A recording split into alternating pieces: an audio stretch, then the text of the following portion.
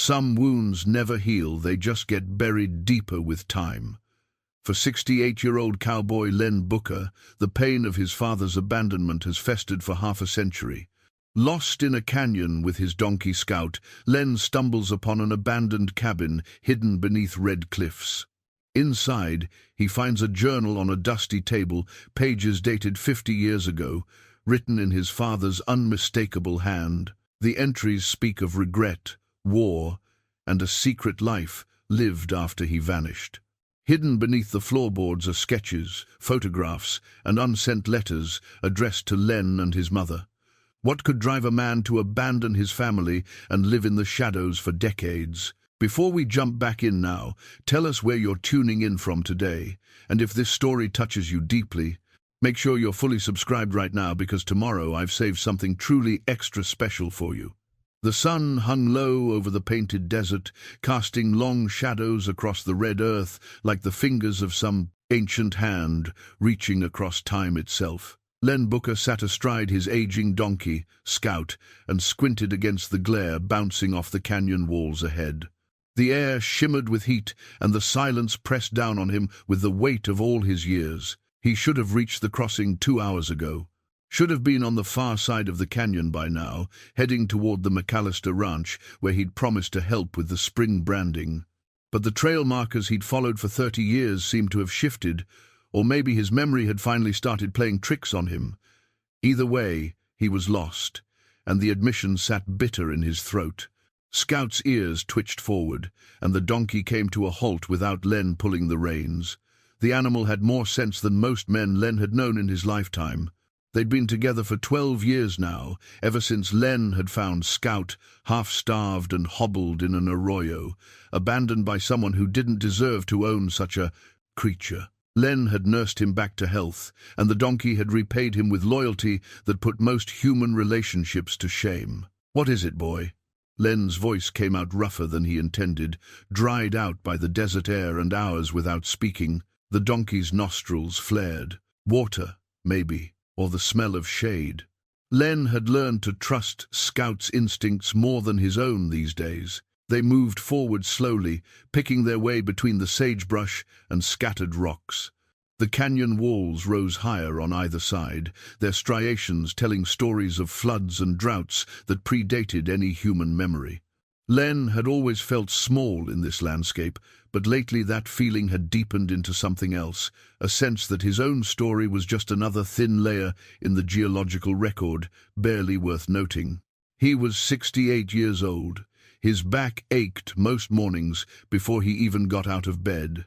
His hands, once strong enough to break a wild horse or build a fence line that would stand for decades, now trembled when he tried to button his shirt. The work that had defined him his entire life was slipping through his fingers like water through a sieve. The McAllister Ranch job wasn't charity, not exactly, but it was close enough to sting. Tom McAllister had known Len since they were both young men, back when Len ran his own spread up north near Flagstaff. That was before the drought of '02, before the bank came calling, before everything Len had built turned to dust. Tom had offered him work then, and Len had taken it because pride doesn't fill an empty belly. 23 years later, he was still taking Tom's offers, still grateful for the work, even as his body betrayed him a little more each season. His daughter Sarah thought he should retire. She'd told him so 3 months ago, when she visited from Phoenix, sitting at his small kitchen table in the trailer he rented outside Sedona. She'd brought her husband, Michael, and their 2 kids, Len's grandchildren, though he barely knew them. The visit had been pleasant enough on the surface, full of polite questions and careful answers, but underneath it all ran the same current that had defined their relationship for years: distance, formality, a kind of loving wariness. "Dad, you're almost 70, Sarah had said, her voice carrying that particular mixture of concern and frustration that children use when they start parenting their parents. "You don't need to be out there breaking your back anymore. We could help you find a place in Phoenix. Something closer to us." Len had looked at her across the table, this woman who had his mother's eyes and his own stubborn jaw, and felt the familiar ache of all the years between them. He'd raised her alone after Margaret died, done his best to be both mother and father, but he knew he'd fallen short more often than not. The ranch had always demanded so much of him, and Sarah had learned early to demand very little in return. "Appreciate that," he'd said, choosing his words carefully. "But I'm not ready to be put out to pasture just yet." Michael had tried to smooth things over, talking about golf courses and community centers, painting a picture of retirement that sounded to Len like a slow death by boredom. The grandchildren, Emma, 10, and Jacob, 7, had been more interested in their electronic devices than in anything their grandfather might have to say.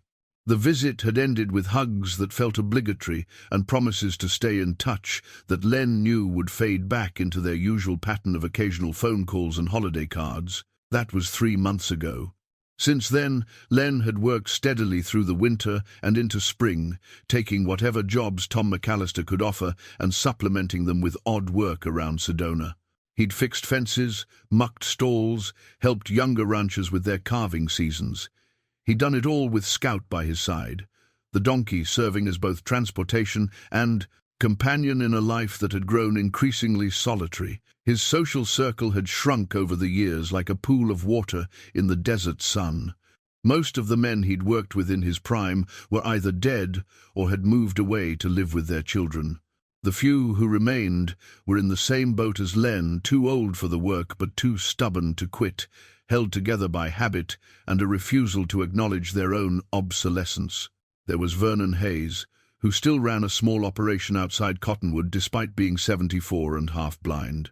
There was Bobby Gutierrez, 71, who'd lost his wife to cancer 5 years back and now spent his days training cutting horses and his nights drinking alone.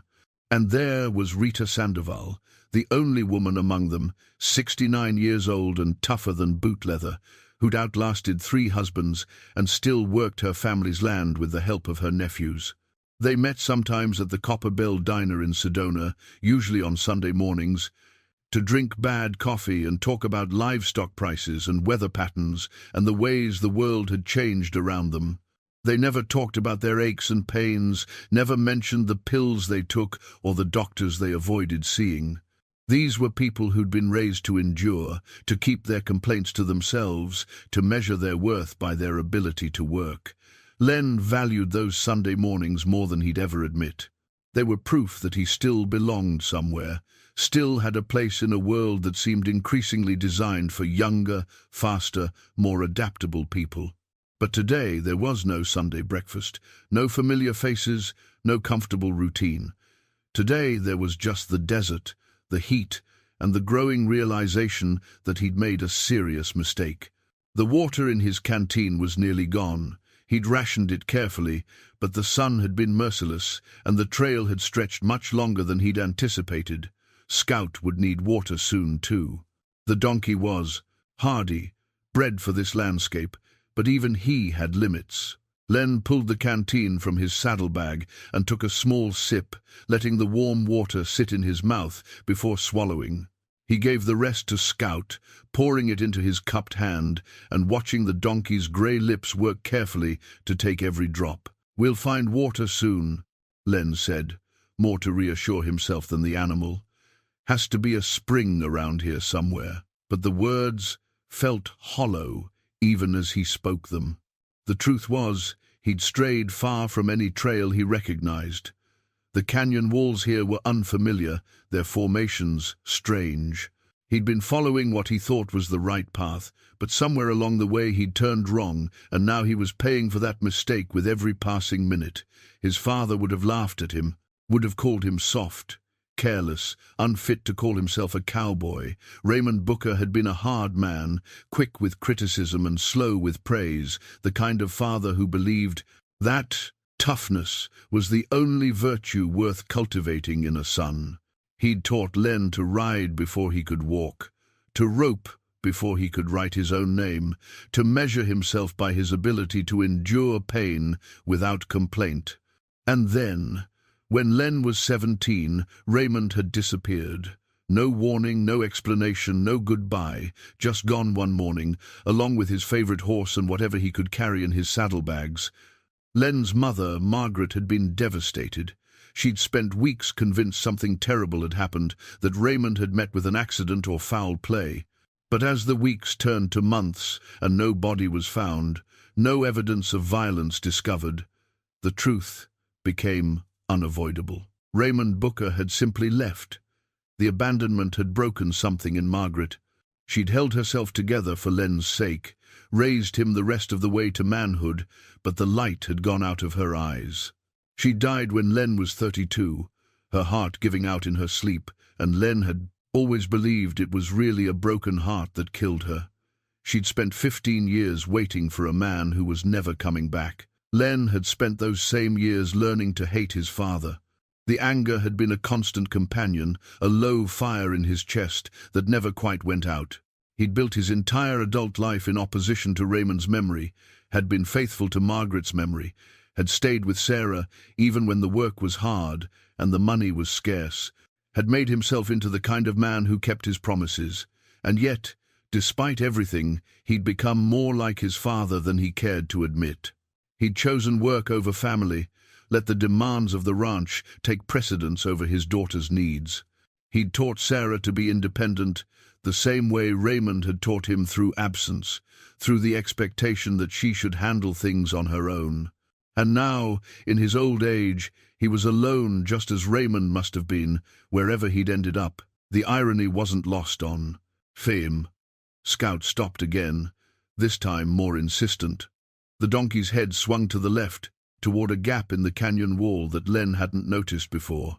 It was narrow, barely wide enough for them to pass through, but Scout seemed certain. "All right," Len said, giving the donkey his head. "Let's see where you're taking us." They moved through the gap, the rock walls rising so close on either side that Len could have reached out and touched both at once. The passage bent and twisted, following some ancient watercourse, and the temperature dropped noticeably in the shade. Len felt his shoulders relax slightly, some of the tension easing out of his muscles. When they emerged on the other side, Len pulled up short. There, tucked beneath an overhang of red rock, half hidden by the shadows and the scrub brush, stood a cabin. It was old, decades old at least, maybe more. The wood had been weathered to a soft grey, and the windows were mostly broken, their glass glittering in. Fragments on the ground below. The door hung at an angle, one hinge torn free, and the roof had partially collapsed on one side.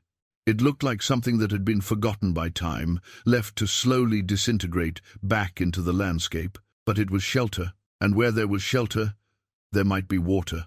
Len dismounted carefully, his knees protesting as his boots hit the ground. He tied Scout's lead to a twisted juniper near the cabin's entrance, then approached slowly, his hand resting on the knife at his belt out of long habit. "Anyone here?" he called out, knowing the question was foolish but asking anyway. Silence answered him. Not even the wind made a sound in this sheltered place. He pushed the door open wider, letting more light spill inside, and stepped across the threshold into the cool dimness beyond. The cabin's interior smelled of dust and time and something else, a faint scent of leather and old paper that stirred a memory Len couldn't quite place. His eyes adjusted slowly to the dimness, shapes resolving themselves from shadow into substance. There wasn't much. A small table beneath the one intact window, a chair tipped over on its side, a wood stove in the corner, its door hanging open to reveal nothing but ash and rust. Shelves lined one wall, mostly empty except for a few tin cans and a clay cup coated in dust so thick it looked like felt. But it was the table that drew Len's attention. There, in the single shaft of sunlight that fell through the window, lay a book. Not just any book. A journal, its leather cover cracked and faded but still intact. It lay open, as if someone had been reading it and then simply walked away, intending to return but never making it back. Len moved closer, his boots stirring up small clouds of dust with each step. The floorboards creaked beneath his weight, and somewhere in the walls a mouse or pack rat scurried away from the disturbance. He stood over the table, looking down at the open pages, and felt his breath catch in his chest. The handwriting was cramped and angular, written with the careful deliberation of someone for whom writing did not come easily. The ink had faded to brown, but the words were still legible. The 14th of June, 1973. Been here 3 weeks now. The silence is different than I expected. Thought it would be peaceful, but mostly it just amplifies everything I'm trying to forget. Len's hand reached out without conscious thought, fingers trembling as they touched the page. He knew that handwriting. Had seen it on feed store receipts and livestock bills, on the rare birthday card, on the note his father had left explaining which chores needed doing each day. Raymond Booker's handwriting. The room seemed to tilt around Len. He gripped the edge of the table to steady himself, his heart hammering against his ribs. This couldn't be real. His father had disappeared 51 years ago. This journal couldn't possibly be his, but it was. Len knew it the way he knew. His own face in the mirror, with a certainty that went beyond logic or reason. He flipped back to the first page, his hands shaking so badly he nearly tore the brittle paper. The opening entry was dated the 23rd of May, 1973, just 2 weeks after Raymond had vanished from their lives. My name is Raymond Booker. I'm writing this because someone should know the truth, even if no one ever reads these words. I left my family 2 weeks ago, walked away from my wife Margaret and my boy Len, left without saying goodbye, without explaining. I am a coward and a failure, and I need to put down in writing exactly what kind of man I am, so that maybe someday I can figure out how to be something better. Len's vision blurred. He blinked hard, refusing to let the tears fall, but his throat had closed up so tight he could barely breathe. For 51 years, he'd wondered why. For 51 years he'd carried the weight of his father's abandonment, had built walls around the hurt, had transformed it into anger, because anger was easier to live with than grief. And now here were the answers, written in his father's own hand, left in this forgotten cabin in the middle of nowhere. He should walk away, should leave the journal where it lay, and get back to finding his way out of this canyon before full dark. This was the past, dead and buried, and nothing written on these pages could change what had already happened. But Len couldn't move. His feet seemed rooted to the floor, and his eyes kept returning to those words. I am a coward and a failure. He pulled out the chair miraculously. It was still sturdy despite the years, and sat down heavily. The journal lay before him like a door he'd thought was locked forever, now standing open, inviting him into rooms he'd never wanted to enter. His hands turned the pages carefully. The entries weren't daily, sometimes weeks passed between them, but they painted a picture that Len had never imagined. Raymond hadn't run away to escape responsibility or to chase some other life. He'd left because he believed he was broken beyond repair. The entries spoke of the war career, which Raymond had never talked about at home, and the things he'd seen and done there. They spoke of nightmares that wouldn't stop, of rage that would rise up without warning, of standing in the barn one day with a rope in his hands, seriously contemplating whether his family would be better off without him. I can't let Len see me like this, one entry read. Can't let him grow up thinking this is what a man is supposed to be. Better he thinks I'm a bastard who abandoned him than he watches me fall apart piece by piece. Better he hates me than becomes me. Len's chest ached. He'd spent decades hating his father, and now that hate was curdling into something more complicated, something that hurt worse than simple anger ever had. He kept reading. The entries detailed Raymond's attempts to build a life out here, away from everyone. He'd done odd jobs for ranches too remote to ask questions. He'd lived rough, moving from place to place, always alone, and he'd thought about his family constantly. Saw a boy today, about Len's age, maybe 17, 18, riding like he was born on horseback. Made me wonder what Len's doing, if he's still riding, if he's become the man I couldn't be.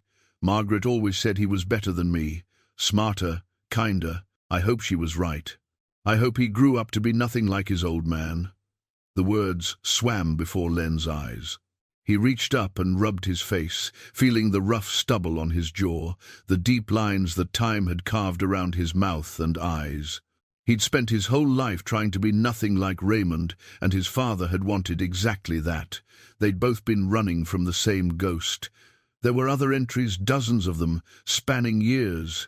The journal ended in 1982, the final entry written in a shakier hand than the earlier ones. I'm 63 years old today. Spent it. Alone, same as every other day for the past 9 years. Sometimes I think about going back, just showing up on Margaret's doorstep, hat in hand, begging forgiveness. But what would I even say? How do you apologize for 9 years of silence? How do you explain that you left because you loved them too much to let them see you broken? She probably thinks I'm dead. Maybe that's better. Let me stay dead in their minds. At least that way Len can remember his father as he was, not as what I've become. Len closed the journal carefully, his hands steadier now. He sat in the gathering dimness, watching the shaft of sunlight move across the table as the sun continued its descent toward the horizon. Somewhere outside, Scout made a soft sound, not distressed, just letting Len know he was still there, still waiting. The anger that Len had carried for so long felt different now. Lighter, maybe, or just reshaped into something he didn't have a name for yet. His father had been wrong. Wrong, too. Leave. Wrong to think his family would be better off without him. Wrong to let his pride and his shame keep him silent for 9 years. But he hadn't been uncaring. He'd been broken and too damaged to ask for help, and convinced that his brokenness would infect everyone he loved. Len understood that kind of thinking better than he wanted to admit. Understood the impulse to shoulder everything alone, to push people away rather than let them see your weakness. He'd done the same thing with Sarah, in his own way. Had kept her at arm's length, told himself it was for her own good, that she needed to be strong and independent. And now they were strangers who shared blood and history but little else. The cabin had grown dark around him. Len stood up slowly, his knees protesting, and looked around the small space with new eyes. His father had lived here, at least part-time, had sat in this chair, had written in that journal, had looked out that window at the same red cliffs Len could see. Now, there had to be more. Raymond wouldn't have left just the journal. He'd been a practical man, and even broken people needed to keep track of their lives. Len's eyes swept the cabin again, looking for anything he might have missed in that first quick survey. The shelves, the wood stove, the corners where shadows pooled thick, nothing obvious. But there, along the wall near the door, one of the floorboards looked different from the others. Newer, maybe, or just less worn. He knelt down, ignoring the sharp protest from his back, and ran his fingers along the edges of the board. It shifted slightly under his touch, not nailed down, just resting in place. His heart began to hammer again as he pried the board up carefully. Beneath it, in the dark space between the floor and the foundation, something waited. A metal box, no bigger than a bread box, sat in the hollow beneath the floor. Len lifted it out carefully, feeling the weight of it in his hands. It wasn't locked. The hinges protested with a soft squeal as he opened the lid. Inside, wrapped in oilcloth to protect them from moisture and time, were the remnants of Raymond Booker's secret life. Photographs, dozens of them. Len lifted them out with trembling hands, holding them up to catch the last light coming through the window. Some were old, their edges yellowed and cracked. Others were more recent, though still decades old now. There was his mother, Margaret, as a young woman, maybe 25, standing in front of their old house in Flagstaff. She was smiling, her hand raised to shield her eyes from the sun, and she looked happy in a way Len barely remembered. How long after this picture was taken had his father left? A year? 2? There was Len himself, a gangly teenager on horseback, caught mid-laugh at something beyond the camera's frame. He didn't remember anyone taking this picture.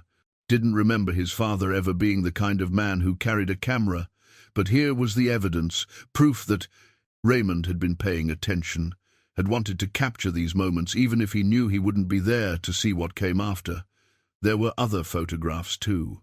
Raymond alone in various landscapes, always alone, always with the same haunted look in his eyes that Len now understood came from carrying too much weight for too long. Some showed the cabin at different stages. In the earliest images, it looked newly built, the wood still fresh. Later ones showed the deterioration, the slow surrender to weather and time. Len set the photographs aside and reached back into the box. His fingers closed around an envelope, fat with papers. He pulled it out and recognized his mother's name, written on the front in Raymond's careful script. Not addressed to anywhere, just her name, Margaret. As if the intention was always to hand-deliver it, but the courage never came. He shouldn't read it. This was private, meant for his mother, not for him.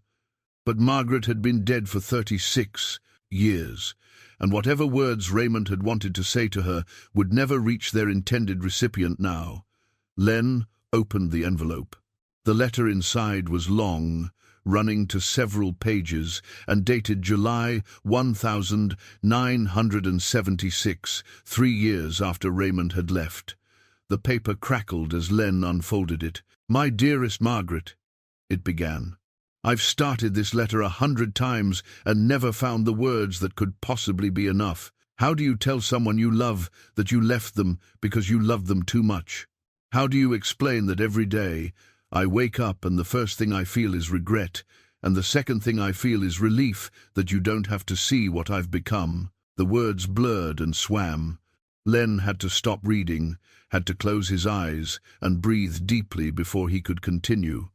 Raymond wrote about the war, about things he'd never spoken aloud, things that Len had sensed growing up but never understood. He wrote about the young soldier he'd killed in hand-to-hand combat, a boy, older than 18, whose face Raymond saw every time he closed his eyes. He wrote about the friends he'd lost, about the things he'd been ordered to do that had broken something fundamental in his understanding of what it meant to be human. He wrote about coming home and trying to pretend he was the same man who'd left, trying to be a husband and father when all he could hear were the screams of dying men. "I thought I could power through it," the letter continued. "Thought if I just worked hard enough, kept busy enough, I could outrun the memories. But they caught up with me anyway. I started having rages I couldn't control. I'd wake up with my hands around my own throat, convinced I was back in Korea, convinced I was the enemy. One night I woke up standing over Len's bed, and I didn't know how I'd gotten there or what I'd been about to do. That's when I knew I had to leave. I couldn't risk hurting him. Couldn't risk hurting you."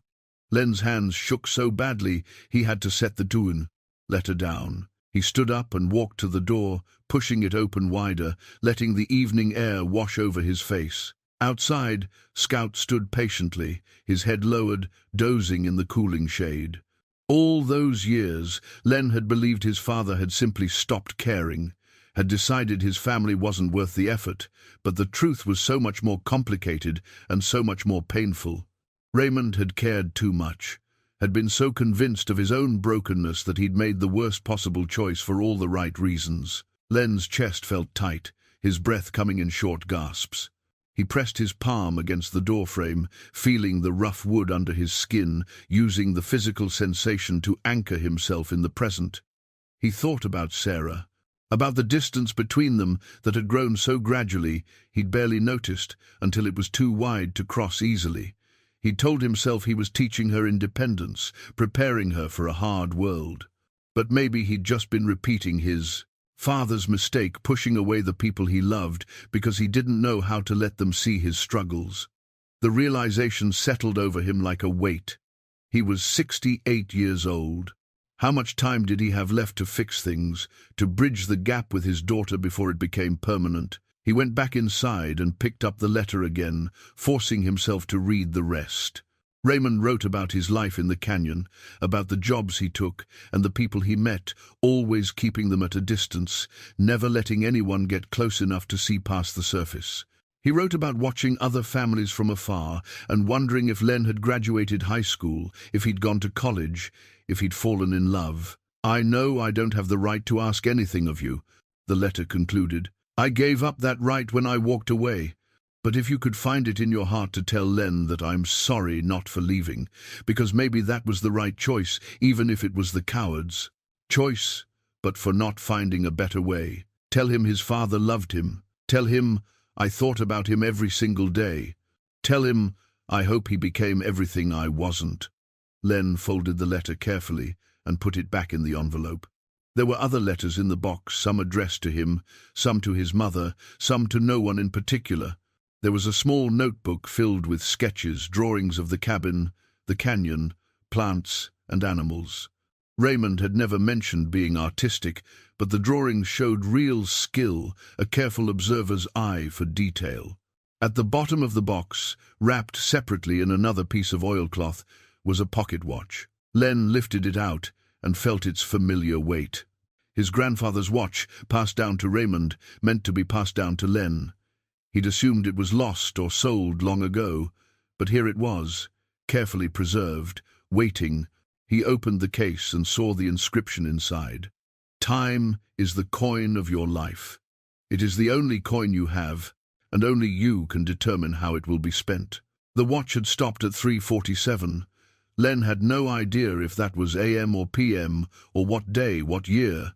Just frozen time, captured and held. Outside, the light was fading fast. Len would need to make a decision, soon try to navigate out of the canyon in the dark, or spend the night here in this cabin with his father's ghosts. The decision made itself. Len couldn't navigate the canyon in darkness, not without risking a fall that would leave him injured or worse, in a place where no one would think to look for him. And beyond the practical considerations, something deeper held him here. A sense that he wasn't done yet, that the cabin still had more to reveal. He went outside to tend to Scout. The donkey needed water badly, and Len's own thirst had become impossible to ignore. In the fading light, he explored the area around the cabin and found what he'd hoped for. A small spring seeping from a crack in the rocks, feeding a tiny pool no bigger than a wash basin. The water was clear and cold, and Len tested it carefully before letting Scout drink his fill. He filled his canteen and drank deeply himself, feeling the water ease the tightness in his throat. Then he gathered what deadwood he could find and carried it back to the cabin. The wood stove looked functional enough, and he'd need fire once full darkness fell. The desert night would be cold. With Scout secured nearby where he could reach the water and some sparse grass, Len returned to the cabin and its secrets. He lit a fire in the stove, coaxing the ancient metal back to life. The flames caught and held, throwing dancing shadows across the walls. He set his saddlebag near the door and took out the jerky and hardtack he'd packed for the journey. It wasn't much, but it would see him through until morning. Then he sat back down at the table and returned to the metal box. The letters addressed to him were hardest to open. They spanned years, the first written just months after Raymond left, the last dated 1981. Len started with the earliest. "Len," it began, "you're probably 17 now, maybe 18, old enough to understand some things even if you can't forgive them. I want you to know that leaving you was the hardest thing I ever did, harder than the war, harder than anything." The letter went on to talk about what Raymond remembered of Len as a boy, his curiosity, his determination, the way he'd refused to cry even when he took a hard fall from his first horse. It talked about Raymond's hopes for him, his fears that Len would inherit his darkness along with his name. "I see myself in you," Raymond wrote. "That stubborn streak, that need to prove yourself through endurance. Don't let it make you hard, son. Don't let it make you think that strength means never asking for help. That's the mistake I made, and it cost me everything that mattered." Len set that letter aside and opened the next one, then the next. Each one was like a window into thoughts his father had never been able to speak aloud. Some were practical, offering advice about ranching or horses or dealing with difficult people. Others were deeply personal, full of regrets and what-ifs. One letter, dated 1978, stood out. "Your mother came looking for me today. I was working on the Henderson Ranch, about 60 miles from the cabin, and she showed up asking questions. Someone must have told her they'd seen a man matching my description. I was in the barn when she walked up to Old Man Henderson. I could see her through the slats in the wall. She looked tired, Len.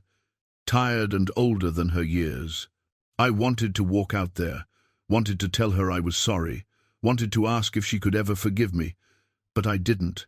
I stayed hidden like a coward until she gave up and drove away. Henderson never knew I was there. That night I got drunk for the first time in years and cried until I had nothing left. The image of his mother, still searching for his father, 5 years after he'd left, made Len's throat tight. She'd never told him about that trip, had never mentioned that she was still looking, still hoping. She'd kept that pain private, the way she'd kept so much else private, in her determination to protect Len from the full weight of their loss. He wondered what would have happened if Raymond had stepped out of that barn, if he'd had the courage to face Margaret, to explain, to ask for help instead of running. Would it have changed anything? Could they have found their way back to each other? Maybe not. Some things, once broken, can't be fixed. But at least they would have had the truth between them instead of silence and speculation.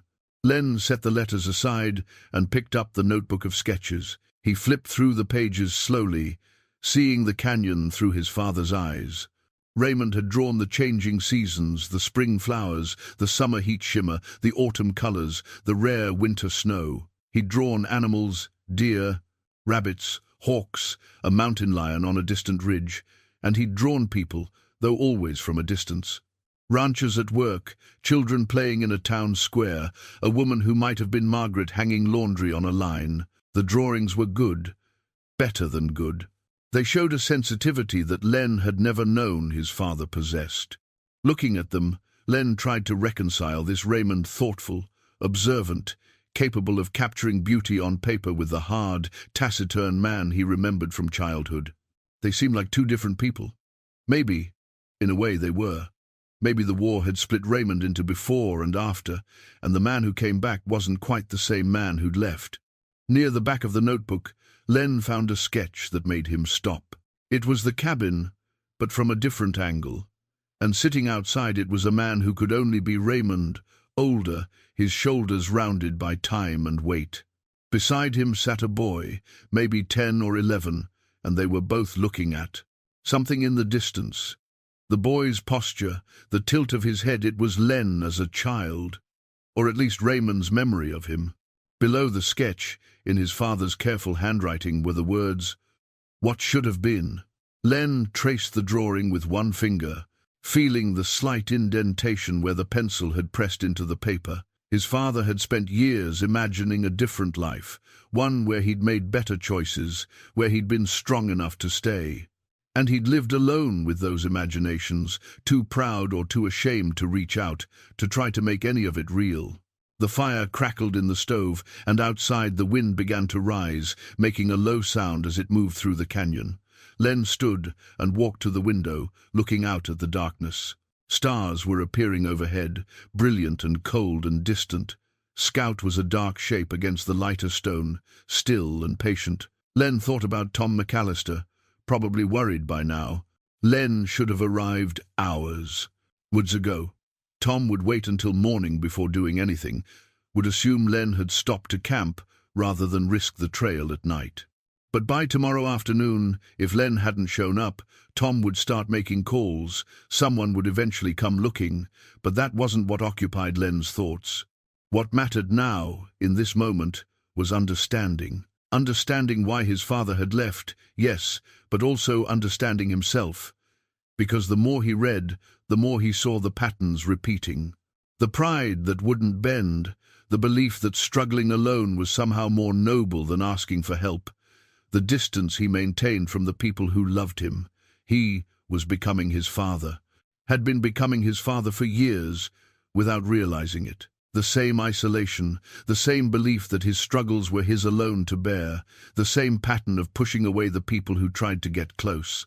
Sarah's voice echoed in his memory. Not from the visit 3 months ago, but from years earlier, when she was in high school. She'd been 15, maybe 16, sitting at the kitchen table doing homework while Len worked on the books from the ranch. She'd asked him something he couldn't remember what now, and he'd brushed her off, told her he was busy, told her to figure it out herself. "You're always busy," she'd said, and there'd been something in her voice that should have stopped him, should have made him put down the pencil and really look at her, but he hadn't. He'd just told her that was life, that she needed to learn to be self-sufficient. The next day she'd stopped asking him questions, had started handling everything on her own, just like he'd taught her, and he'd been proud of that, had seen it as evidence that he was raising her right, strong, independent, capable. He hadn't seen that what he was really teaching her was that she couldn't count on him, that his work would always come first, that needing help was a weakness to be overcome rather than a natural part of being human. By the time she left for college at 18, they'd already drifted so far apart that her departure barely changed their relationship. She called dutifully on holidays. She visited when she could. But there was a careful distance to it all, a politeness that spoke of obligation rather than genuine closeness. And Len, stubborn and proud, had told himself that was fine. That was healthy. She was building her own life, and that's what children were supposed to do. But now, sitting in this cabin with his father's confessions spread before him, Len saw it differently. He'd been so determined not to abandon Sarah the way Raymond had abandoned him that he'd found another way to leave her. He'd been physically present but emotionally absent, there in body but not in spirit. The realization sat heavy in his chest. He'd wasted so much time, so many chances to be different, to be better. And for what? To prove he was tough? To show he didn't need anyone? What kind of victory was that? He picked up another letter, this one addressed to Margaret and dated 1979. Raymond wrote about seeing a father and son working together at a ranch where he'd stopped for supplies. The easy way they communicated, the casual affection, the obvious respect they had for each other. It had made Raymond ache with longing for what he'd given up. "I keep telling myself I made the right choice," Raymond wrote, "that Len is better off without me. But watching that father and son today, I wondered if I'm just telling myself lies to make the loneliness easier to bear. Maybe the right choice would have been to stay and fight harder against my own darkness. Maybe running away was the coward's option after all." Len set the letter down and rubbed his eyes. They burned from reading in the firelight, and his back ached from sitting too long in the rickety chair. But physical discomfort was easier to deal with than the emotional weight of his father's words. Raymond had been a coward. Len could see that clearly now. But he'd also been in pain, genuine pain that he didn't have the tools to process or the vocabulary to express. Men of his generation didn't talk about trauma or mental health. They just endured. And when endurance failed, they either broke down completely or they ran. Raymond had run, and in running, he'd destroyed what he'd been trying to protect. The question was, what would Len do?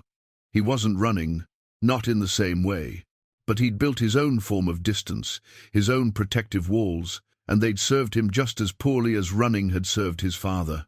He thought about the pocket watch, now resting on the table beside the journal. Time is the coin of your life. His grandfather had believed that. Had believed that how you spent your time was the truest measure of who you were and what you valued. Len had spent his time working, building, fixing, enduring. It had felt noble, necessary. But what had he really been building? What had all that work actually accomplished? He'd kept himself fed, kept a roof over his head. He'd maintained his independence. He'd avoided becoming a burden to anyone. These were good things. Important things, but they weren't enough. They were survival, not living. The fire in the stove had burned down to coals. Len added another piece of wood and watched the flames slowly catch and spread. Outside, the wind had picked up, whistling through the canyon with a lonesome sound. He wondered what his father had felt, spending nights alone in this cabin, listening to that same wind. Had he felt peace eventually? Had the isolation become comfortable? Or had it remained a punishment he believed he deserved? The journal entries suggested both at different times. Sometimes Raymond wrote with what sounded like contentment descriptions of sunrises, successful days of work, the satisfaction of fixing something with his hands. Other times the loneliness bled through every word, a bone-deep ache that the amount of busy work could ease. "I'm 60 years old today." One entry from 1980 read, "Spent the morning wondering what Margaret is doing, if she ever thinks of me. If she remarried, I hope she did. She deserved better than the broken man I became. Len would be 27 now, a man himself. I wonder if he has children. If I'm a grandfather to kids I'll never meet. The thought should make me happy, but mostly it just makes me tired. Len did the math. His daughter Emma would have been 4 years old when Raymond wrote that. Jacob wouldn't be born for another 3 years. Raymond had been a grandfather, had spent his last years not knowing that part of himself lived on in new generations. But whose fault was that, really? Raymond's, for leaving and staying gone. But also Len's, maybe, for never looking, for accepting his father's absence as final and unchangeable. Margaret had looked, had driven 60 miles on nothing but a rumor that someone had seen a man who might be Raymond, but Len had never tried, had nursed his anger instead, had let it calcify into something hard and permanent.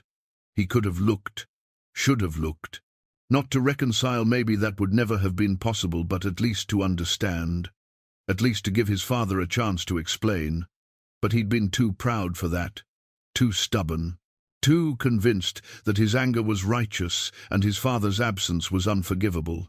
And now it was too late. Raymond had been dead for over 40 years, if the journal's final entry was any indication. All that was left were these artifacts, paper and ink, and objects that told a story Len was only now beginning to understand. The night deepened around the cabin. Len stood and stretched, feeling every one of his 68 years in the protest of his joints. He walked to the door and stepped outside into the cold air. The wind had died down to a whisper, and the stars overhead were so bright they cast faint shadows on the ground. Scout lifted his head as Len approached, ears forward in greeting.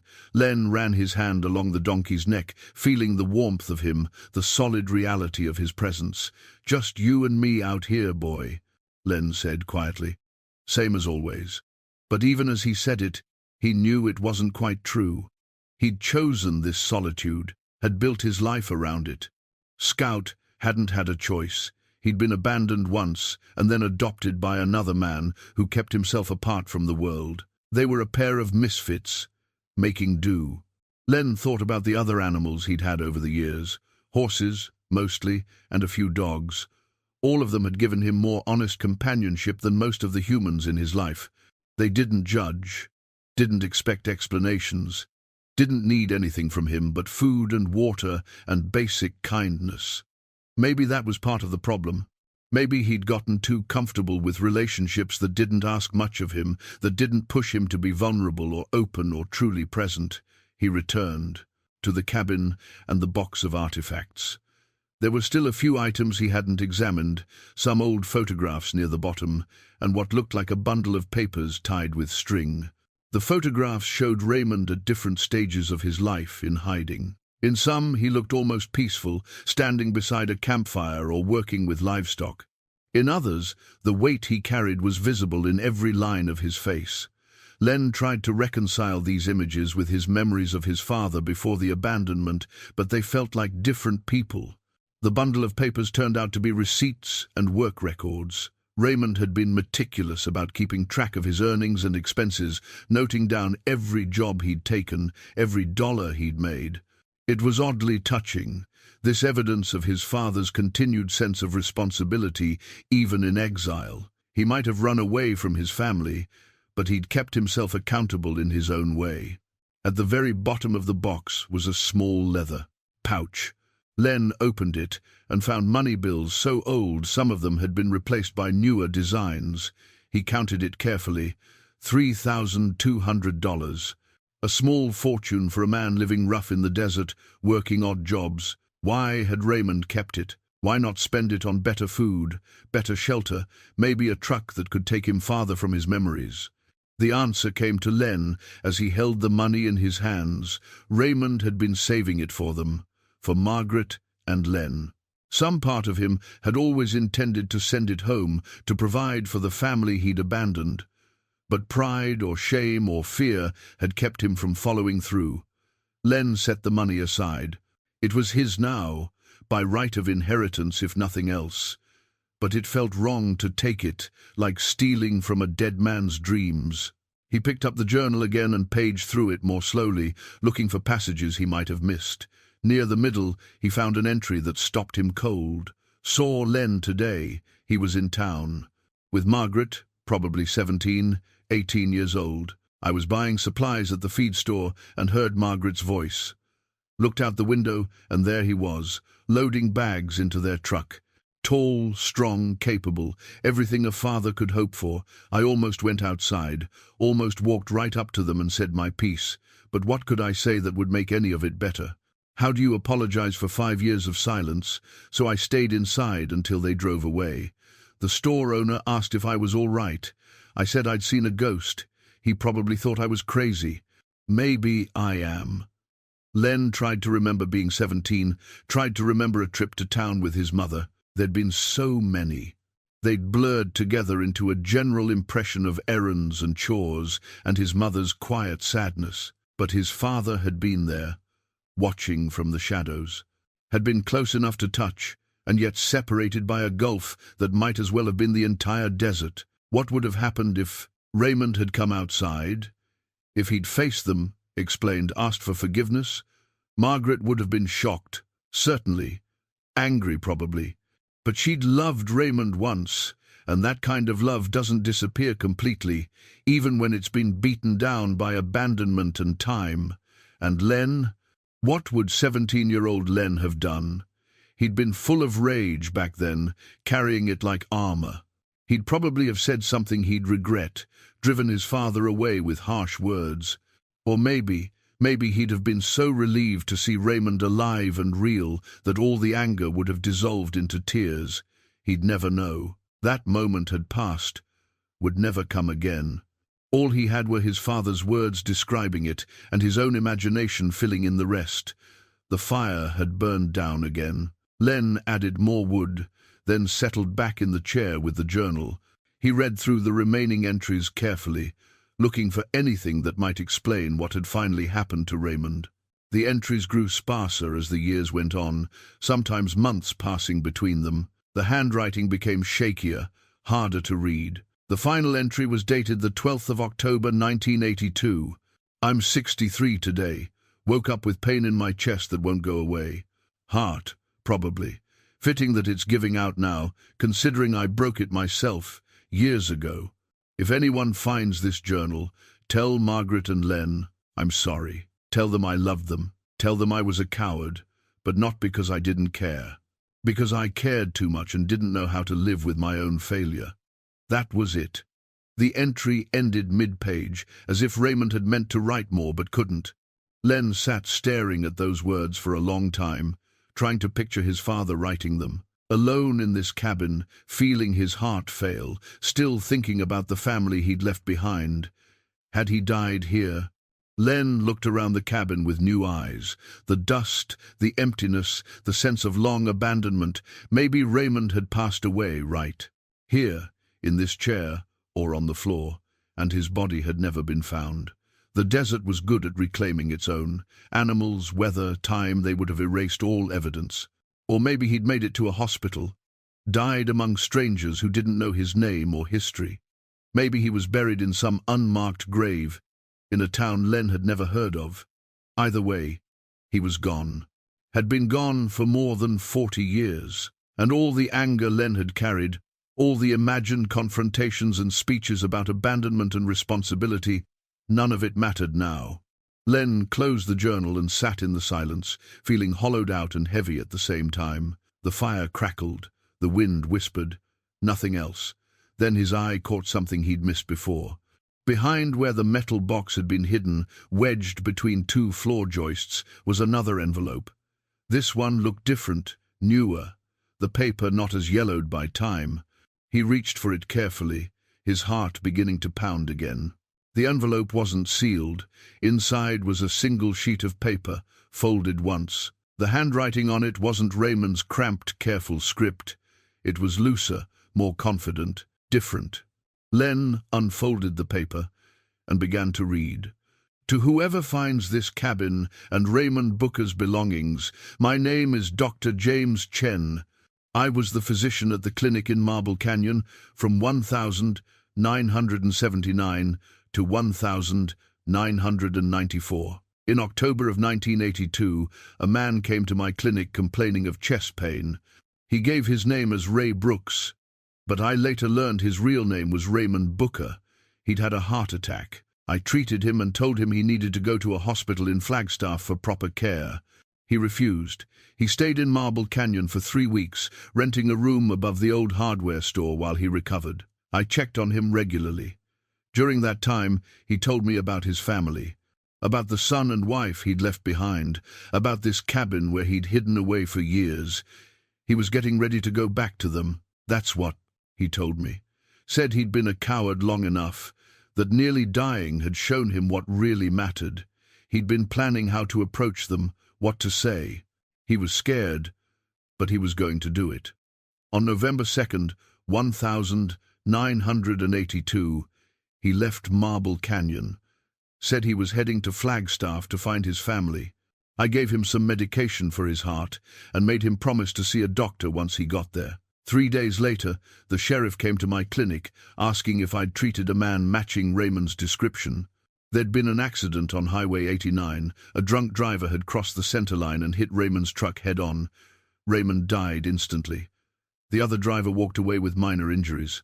I went to the morgue to identify the body. It was him, Ray Brooks, Raymond Booker, the man who'd finally found the courage to go home. His belongings from the truck were minimal: a small suitcase with clothes, this cabin's location written on a piece of paper, and a letter addressed to his wife and son. The sheriff asked if I knew any next of kin. I said no. I didn't know how to find Margaret and Len Booker, didn't know if they'd even want to be found. And Raymond had lived under a false name for so long that there was no trail leading back to his real identity. He was buried in the Marble Canyon Cemetery under the name Ray Brooks. I paid for the funeral myself. It was the least I could do. The letter he'd written to his family was in his truck, but it was destroyed in the accident, torn and burned beyond recovery. I don't know what it said. I hope it said what he'd told me he wanted to say, that he was sorry, that he loved them, that he was coming home. I kept the cabin location paper because I thought someday someone might come looking, might want to know what happened. It's taken me 11 years to work up the courage to come here, to leave this note. I'm retiring next month, moving back east to be near my own children. Before I go, I wanted to close this loop. If you're Raymond's son Len, I'm sorry. Your father was trying to make things right. He ran out of time. The letter you're looking for, the one he wrote before he left to find you, is buried behind the cabin, wrapped in a metal container, beneath the juniper tree with the forked trunk. He told me that's where he kept things that mattered most, where they'd be safe from the cabin's decay. He was a good man who made bad choices out of pain he didn't know how to process. In the end, he was trying to be brave. I hope that counts for something. Dr. James Chen. November 1993. Len's hands shook so badly the paper rattled. He read the note again, then a third time, making sure he understood. His father hadn't died in the cabin, hadn't given up in despair. He'd been coming back, had finally found the strength to return, to face what he'd done, to try to repair the damage. And he'd died trying. The room seemed to spin. Len gripped the table edge, breathing hard. All these years, he'd believed his father had lived out his days in voluntary exile, had chosen solitude over family right up to the end. But that wasn't true. Raymond had been on his way home when a drunk driver had stolen that chance from him. Len's anger, which had already begun to dissolve, crumbled completely. What was left was grief, pure, uncomplicated grief for the father he'd lost twice. Once when Raymond walked away, and again when he tried to walk back. The juniper tree with the forked trunk. Len stood abruptly, then had to sit back down as his legs threatened to give way. The letter, the final letter, buried behind the cabin. He looked toward the door, toward the darkness outside. He should wait until morning, wait for daylight to search. But the thought of that letter, out there in the ground, waiting all these years to be found, he couldn't wait, couldn't spend another hour not knowing what his father had wanted to say.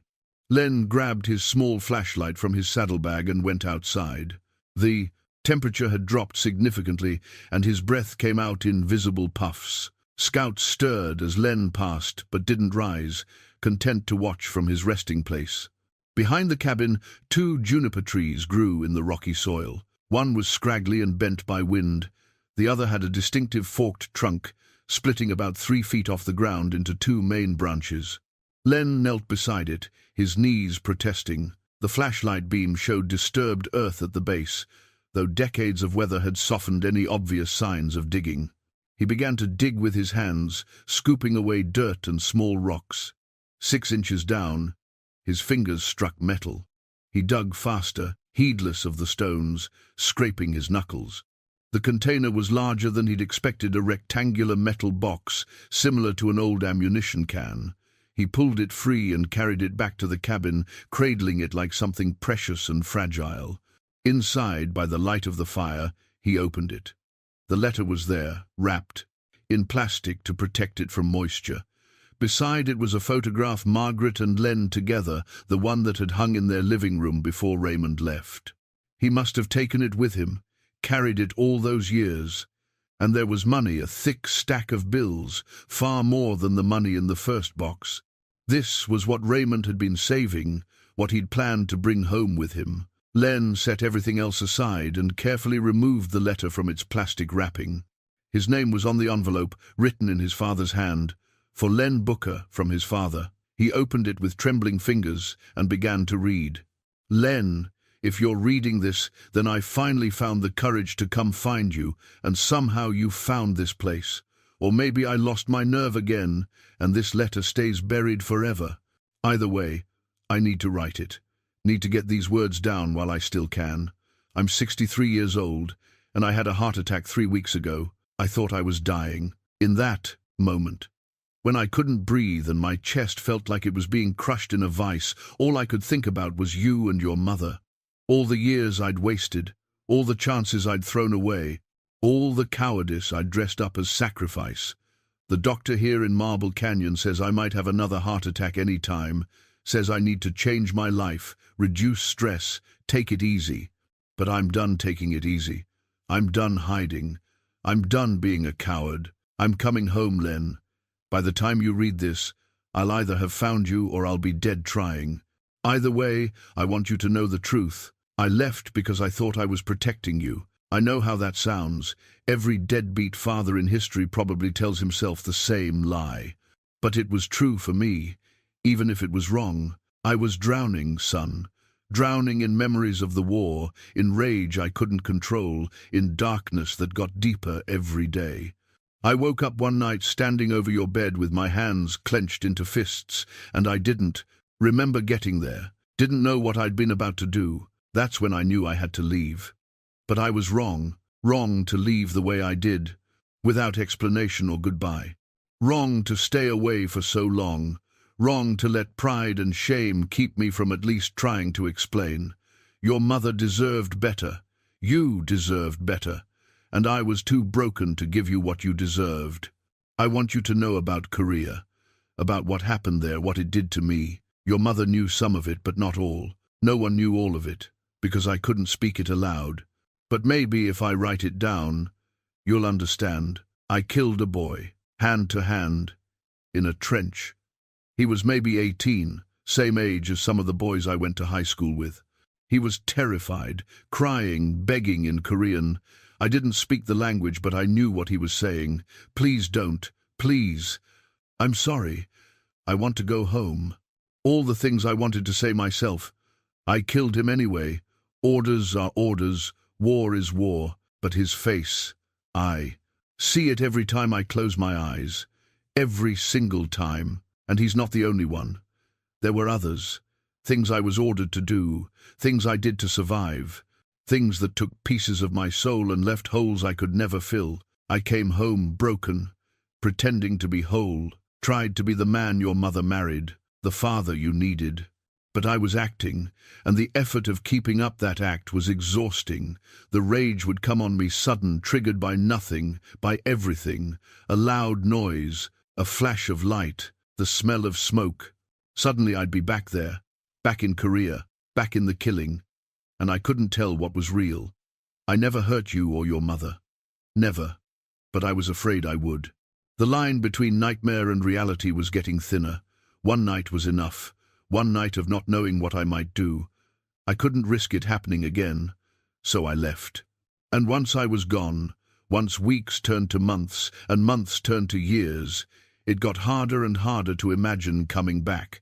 What would I say? How could I explain? The shame was crushing. Every day I stayed away made the weight heavier, made the idea of facing you more impossible. I worked odd jobs, moved around, kept to myself, built this cabin in the middle of nowhere as a place to hide from the world. And I thought about you every single day, wondered if you were doing well in school, if you'd learned to ride better than me, if you'd fallen in love, if you were happy. I kept track of you as best I could without making contact. Heard through the grapevine when your mother got sick. Heard she passed away in '89. I should have been there, should have helped you through it. Instead, I was hiding in the desert like a coward. I know you probably hate me. You have every right to. I abandoned you and your mother when you needed me most. I let you grow up without a father. I let your mother die thinking I didn't care. There's no forgiveness big enough to cover those sins. But I need you to know I loved you. I loved you so much it hurt. Every drawing you made in school that I saw pinned to your mother's wall. Every story she told about your accomplishments, every glimpse I caught of you from a distance. All of it made me proud and broke my heart at the same time. You were always better than me.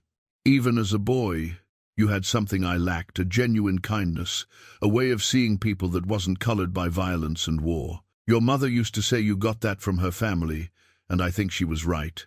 Thank God you took after her in the ways that mattered. I'm leaving you some money. It's not much, about $8,000 total, counting what's in the cabin and what's buried with this letter. It's everything I saved over the years. I always meant to send it to your mother to help with your schooling or whatever you needed, but I never had the courage. Pride, shame, fear, they're powerful things, Len. They can paralyze a man more effectively than any physical injury. The money is yours now. Use it however you want. Start a business, take a trip, save it for retirement. I don't care what you do with it, as long as you don't feel obligated to use it to honor my memory. I don't deserve honoring. I just want you to have something good from me, even if it's only money. There's something else I need to tell you, something I realized during these years alone. We become the stories we tell ourselves. I told myself I was too broken to be fixed, too damaged to be a good father or husband. I told myself leaving was noble, a sacrifice. I told myself that staying away proved my love rather than my cowardice. All lies, stories I invented to make the pain easier to bear. But stories become reality if you believe them long enough, and I believed mine so thoroughly that I made them true. Don't do what I did, Len. Don't tell yourself stories that justify pushing people away. Don't convince yourself that your struggles are yours alone to bear. Don't mistake isolation for strength or silence for dignity. If you have a family and God, I hope you do hold on to them. When things get hard, when you feel yourself starting to pull away, pull them closer instead. Talk to them. Let them see your weaknesses. Let them help carry your burdens. That's what family is for. That's what I should have done. I wasted 51 years being afraid. Afraid to fight my demons, afraid to ask for help, afraid to face the people I hurt. Don't waste your years the same way. Life is too short and too precious to spend it hiding. I'm writing this on October 30th, 1982. Tomorrow I'm leaving Marble Canyon. I'm going to Flagstaff to find you. I don't know if you still live there, don't know if you'll even want to see me, but I have to try. I have to at least stand in front of you and say I'm sorry. Say I was wrong. Say I loved you. I'm terrified. My hands are shaking as I write this. What if you slam the door in my face? What if you won't listen? What if seeing me makes everything worse instead of better? But I'm doing it anyway, because you deserve an apology, because your mother deserved better than what I gave her, because I'm done being a coward. If I make it to you, this letter doesn't matter. I'll say these things face to face, with my own voice, looking you in the eye like a man should. But if something happens to me, my heart's not strong, and the road is long, then at least you'll know. You'll know I was trying. You'll know I loved you. You'll know I was sorry. Be better than me, Len. Be braver, be kinder, be present in the lives of the people you love. Don't wait until you're 63 and dying to realize what really matters. I'm proud of you, son. I always have been. I'm sorry I never told you that when you could hear it. Your father, Raymond Booker. Len's tears fell on the paper, spotting the ink. He didn't try to stop them. Couldn't have if he'd wanted to. All the grief he'd held back for 51 years came pouring out for his father, for his mother, for the years they'd all lost, for the words that had come too late. His father had been coming back, had overcome his pride and shame and fear, had written this letter and buried it and set out to make things right, and a drunk driver had ended it all before Raymond could take even the first step toward redemption. The unfairness of it was staggering. His father had spent years building up to that moment of courage, and fate had struck him down for it. But at least Len knew now, knew the truth, knew that his father's absence hadn't been about not caring, knew that Raymond had loved him, had thought about him, had been proud of him from a distance. It didn't undo the hurt, didn't give him back the years without a father, didn't heal his mother's broken heart, but it changed the story, changed what it all meant. Len folded the letter carefully and held it against his chest, rocking slightly in the chair. Outside, the night was at its deepest, the hour before dawn, when everything is still and waiting. He thought about Sarah, about Emma and Jacob, about all the distance he'd allowed to grow between them, about the ways he'd repeated his father's mistakes even while trying so hard not to. Raymond's words echoed in his mind. Don't do what I did, Len. Don't tell yourself stories that justify pushing people away. But that's exactly what Len had been doing. Telling himself that Sarah was better off independent, that the grandchildren didn't need him, that his age and his failing body meant he should step back, fade out of their lives, rather than become a burden. All lies, stories to make his own isolation easier to bear. The truth was simpler and harder. He was afraid of being vulnerable, afraid of showing weakness, afraid of needing people and having them fail him the way he'd felt failed by his father's disappearance. So he'd kept everyone at arm's length, convinced himself it was for their good, when really it was just old pain protecting itself from new wounds. He was 68 years old. How much time did he have left? 10 years, 20 if he was lucky. His father had been given a chance to make things right, and lost it through no fault of his own. But Len still had his chance, still had time if he chose to use it. The decision crystallized in Len's chest like something solid and unbreakable. He would not waste whatever time he had left, would not let fear and pride keep him from the people who mattered, would not die with regrets like his father had almost died with. Before that final burst of courage, he stood and walked to his saddlebag, pulling out his cell phone. No signal, of course. He was too deep in the canyon. But tomorrow, when he found his way back to civilization, the first call he'd make would be to Sarah. What would he say to her? The thought made his hands shake again, but this time it wasn't from grief. It was anticipation mixed with fear, the good kind of fear that comes. Before doing something brave and necessary, he couldn't just apologize, couldn't sum up decades of distance with a simple, "I'm sorry," but he could start there. Could tell her he'd been wrong, could admit that he'd pushed her away because he didn't know how to be vulnerable, didn't know how to need people without seeing it as weakness. Could tell her about his father, about finding this cabin, reading these letters, understanding too late, and yet maybe not too late after all. Could show her that he'd finally learned what Raymond had tried to teach him in that final letter, that isolation isn't strength, that needing people isn't weakness, that love requires presence.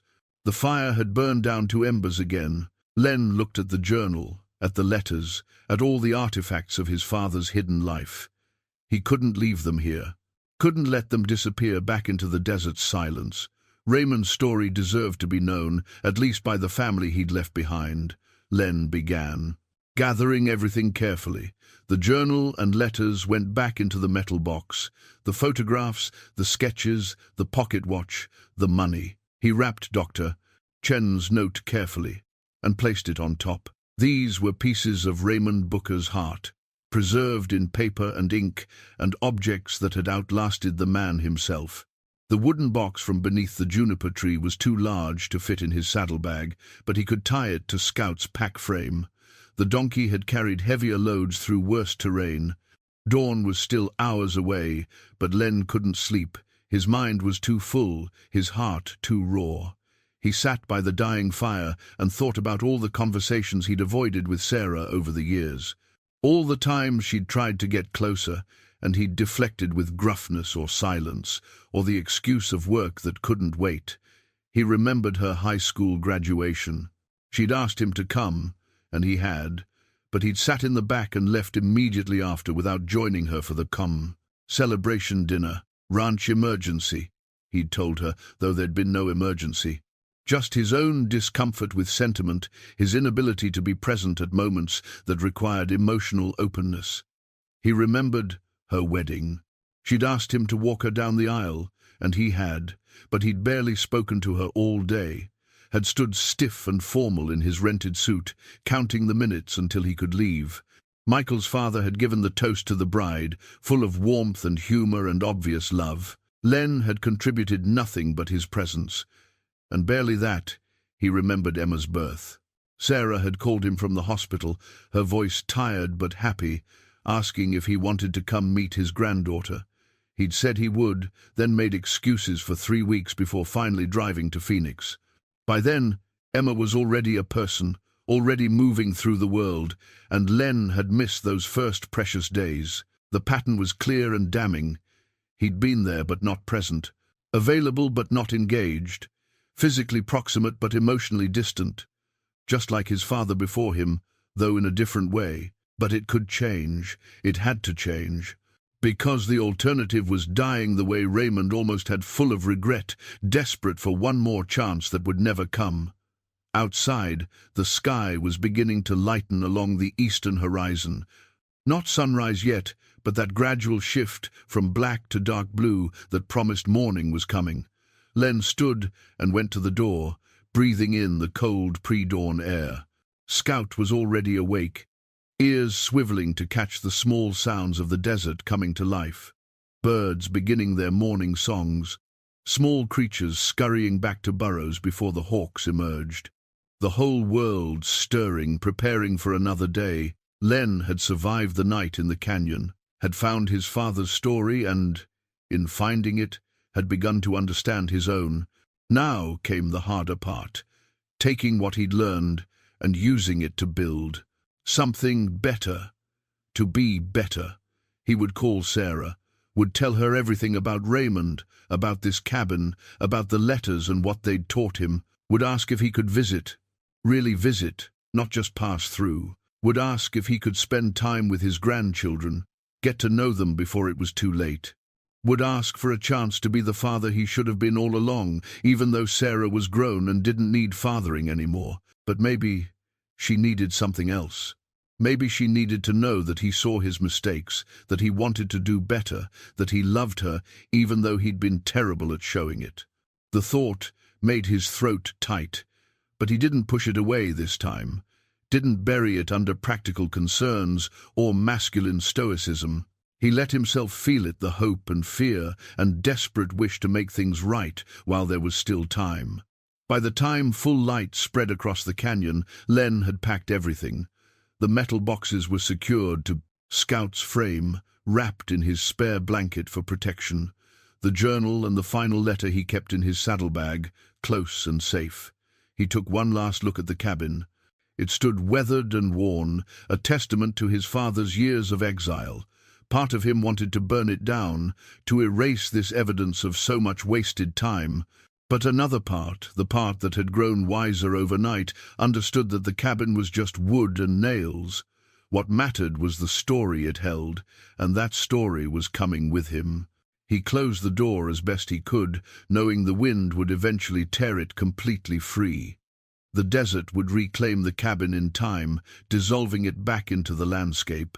But Raymond's words would survive, carried down from this isolated place into the world where they belonged. Scout was rested and eager to move. The donkey took the path away from the cabin with confidence, as if he'd known all along where they needed to go. Maybe he had. Animals possessed wisdom that humans often lacked, an ability to trust instinct, to move forward without overthinking. The way out of the canyon revealed itself in the morning light. Markers that had been invisible in yesterday's glare now stood obvious. Len had been closer to the correct path than he'd realized. Another hour, maybe 2, and he would have found it on his own. But then he never would have discovered the narrow gap that led to the cabin, would never have found his father's story. Strange how getting lost had led him exactly where he needed to be. The climb out was steep but manageable. Len dismounted and led Scout, taking his time, letting the donkey pick the safest footing. His back ached and his knees protested, but these physical discomforts felt distant, unimportant. His mind was occupied with other things. He rehearsed conversations with Sarah, trying different approaches, discarding words that felt hollow or insufficient. How did you bridge a gap that had taken decades to form? How did you say, "I was wrong about everything," in a way that didn't sound empty? Maybe he was overthinking it. Maybe he just needed to be honest. Tell her what he'd found, what he'd learned, how it had changed him. Let her see his vulnerability instead of his strength for once. That would be novel enough to get her attention. They reached the canyon rim as the sun climbed higher. The air was already warming, but it felt different than yesterday, full of possibility instead of threat. Len could see for miles from up here, the desert stretching in all directions, beautiful and harsh and enduring. He checked his phone. 1 bar of signal, flickering but present. Enough. His finger hovered over Sarah's name in his contacts. Early morning, she'd be getting the kids ready for school. Was this a good time? Would any time be good for the conversation he needed to have? He pressed the call button before he could talk himself out of it. It rang 3 times. 4. He was preparing to leave a message when her voice came through, slightly breathless. "Dad, is everything okay?" Of course she'd assumed something was wrong. When did he ever call just to talk? "I'm fine," he said, then corrected himself. "Actually, I'm not fine. I'm better than fine. I'm Sarah. I need to tell you something." There was a pause. He could hear children's voices in the background, Emma asking about her backpack, Jacob saying something about breakfast. "Can you hold on a second?" Sarah said. Then, muffled, speaking to the kids, "Emma, it's in the hall closet. Jacob, the cereal is on the table." She came back on the line. "Okay, sorry. What's going on?" "I got lost yesterday," Len said. "In the canyon. Found a cabin." He took a breath. "It was my father's, your grandfather's. He'd been living there after he left. I found his journal, his letters. Sarah, I know why he left now. I understand what happened." Another pause. Longer this time. When Sarah spoke again, her voice had changed. Softer, uncertain. "What do you mean you found his cabin?" Len told her. "Not everything that would take hours, but enough. The journal, the letters, Dr. Chen's note, his father's attempt to come home, the accident that prevented it, the final letter that explained everything. He was coming back," Len said. "He'd finally gotten brave enough to face us, and he died trying. Never got the chance to make things right." He could hear Sarah breathing on the other end. Could imagine her standing in her kitchen, phone pressed to her ear, trying to process this information about a grandfather she'd barely known existed. "Dad," she said finally, "why are you telling me this?" "Because I don't want to die before I make things right with you," Len said. The words came out raw, unpolished, but true. "I've been a lousy father, Sarah. Thought I was teaching you strength, but I was really just teaching you that I wasn't available, that you couldn't count on me. I'm sorry." The silence that followed, he felt enormous. Len's heart hammered.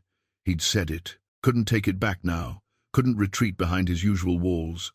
"I want to try again," he continued. "Want to be a better grandfather than I was a father. Want to know Emma and Jacob." Really know them. Want you to know me too. The real me, not the version I've been showing you all these years." He paused. "If you'll let me." He waited, barely breathing, for her answer.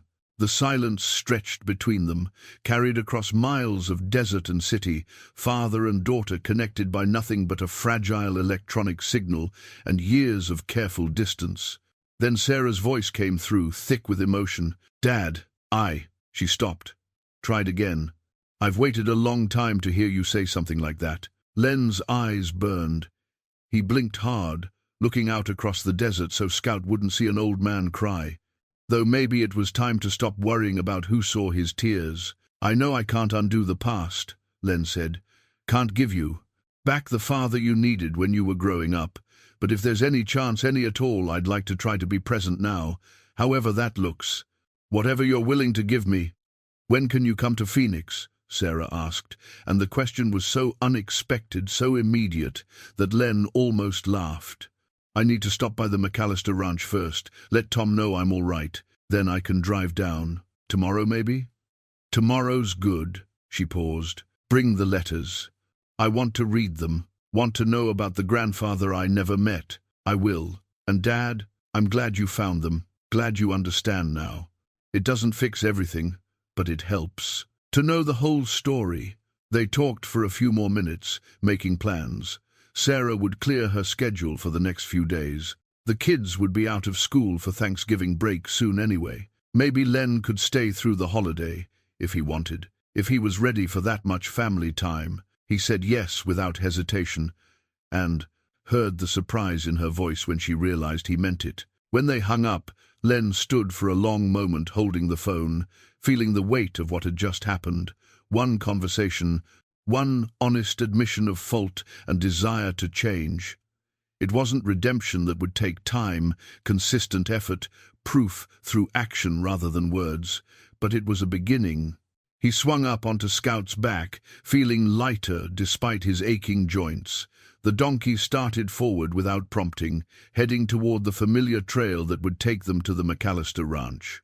By midday, Len was explaining to a worried Tom McAllister what had happened. Tom listened with the patient attention of an old friend, asked a few questions, then nodded slowly. "Sounds like you found what you needed," Tom said, "even if you didn't know you were looking for it." "Guess so," Len agreed. Tom looked at him with shrewd eyes. "You look different, lighter somehow." "Feel different," Len said. "Feel like I've been carrying a weight so long I forgot it was there. Now it's gone, and I'm not sure what to do with all this extra space." Tom smiled. "Fill it with something better. That's what you do." Len stayed for lunch, helped Tom with a few quick repairs on a section of fence, then loaded Scout into the trailer behind his truck. He'd drive to Sedona, collect his things from the trailer he rented, then head to Phoenix. No more delays, no more excuses. That evening, in a modest hotel room in Phoenix, Len sat on the bed with Raymond's journal open in his lap. He'd read it all again, start to finish, letting the words sink deeper this time. Understanding not just what his father had written, but what he'd been unable to write, all the love that had existed beneath the pain, all the hope that had persisted despite the shame. Tomorrow he'd see Sarah, would meet her in the daylight, face to face, and show her these artifacts of their shared history, would read his father's final letter, aloud if she wanted to hear it in his voice, would try to explain what the last 24 hours had taught him about family, forgiveness, and the stories we tell ourselves, would try to be brave enough to say what Raymond hadn't been able to say until it was too late. "I love you. I'm proud of you. I'm sorry I wasn't better sooner." His phone buzzed with a text from Sarah. "The kids are excited to see you. Emma wants to show you her school project about desert animals. Jacob wants to teach you how to play his new video game. Hope you're ready." Len smiled and typed back, "Ready as I'll ever be. See you tomorrow." He set the phone aside and picked up the pocket watch, Raymond's pocket watch, his grandfather's watch.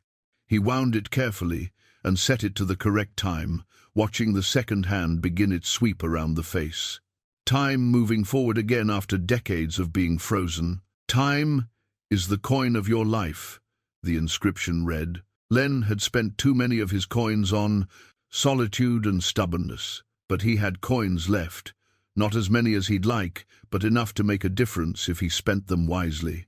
He thought about his father, 63 years old, climbing into a truck to drive toward redemption he'd never reach. Thought about that moment of courage, that decision to finally face what he'd been running from. Raymond had been robbed of his chance to make things right, but in leaving behind his story, he'd given Len something precious, a warning and a roadmap both. Don't wait. Don't let fear win. Don't waste the time you have. Outside the hotel window, Phoenix glowed with evening lights. Somewhere in that sprawl of city was Sarah's house, where his grandchildren were probably getting ready for bed. Tomorrow he'd walk through their front door, not as the distant grandfather who made rare appearances, but as someone really trying to be present. It wouldn't be easy. He'd spent a lifetime building walls, and they wouldn't come down. Overnight, he'd stumble, fall back into old patterns, probably disappoint them in new ways, but he'd keep trying. Would show up, stay engaged, let them see his imperfections instead of hiding behind a facade of toughness. Because that's what his father had finally learned, there at the end, that love requires vulnerability, that connection demands presence, that being strong enough to need people is stronger than needing no one at all. Len closed the journal and set it carefully on the nightstand. Tomorrow would be difficult and awkward and probably emotional in ways he wasn't prepared for. But tonight, alone in a hotel room with his father's ghost finally laid to rest, Len Booker felt something he hadn't felt in longer than he could remember. He felt hope. And in the morning, he would take that hope and build something from it. Something better than what had come before. Something worth the coins of life he had left to spend. The pocket watch ticked steadily on the nightstand, measuring out seconds that became minutes that became the rest of his life, and for the first time in decades, Len was ready to live each one of them fully awake.